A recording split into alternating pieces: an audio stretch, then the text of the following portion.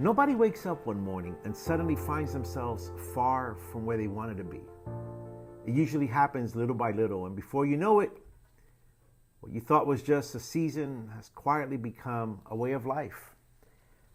What did it take?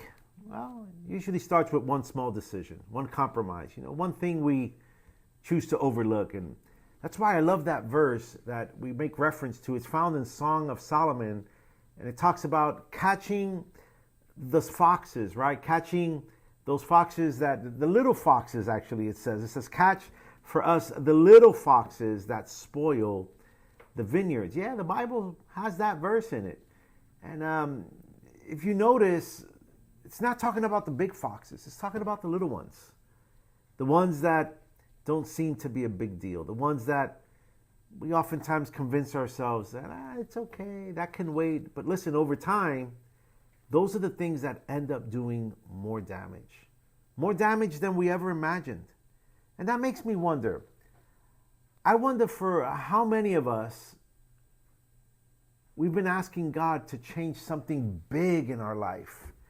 And all along, God has been pointing at something small. The small things, like maybe it's the tone that you use when you direct yourself to your husband or your wife, your kids. Maybe it's that thing that's going on at home that nobody wants to really talk about. Or maybe it's the attitude that you're using when you get to work each day. Or let's go a little further. Maybe it's something private that only you and God know about.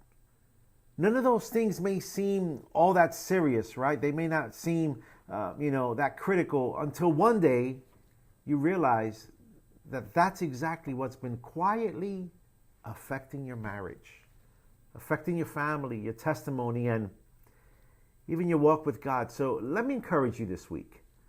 Don't ignore the little things, because something that might seem small or sometimes that very thing that could be holding us back isn't something big. It's not something obvious. It's not the things that everyone can see. No, oftentimes it's the little things that we've allowed to stay around for far too long. So today, I want to encourage you to ask the Lord to search your heart. And whatever it is that He puts His finger on, let's deal with it. Because little things have a way of becoming big things when they're left alone and they're left unattended. And if you know someone that maybe they need to hear this word of encouragement, be reminded, share the video with them. God bless you.